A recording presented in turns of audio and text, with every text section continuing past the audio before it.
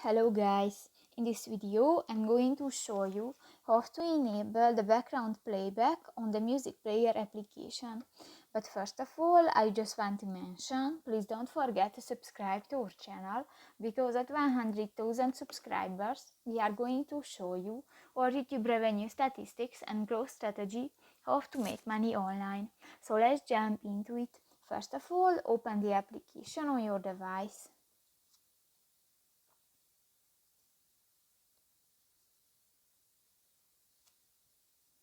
Click to the three lines at the upper left corner of the screen and click to the music stops playing button under the sleep timer option.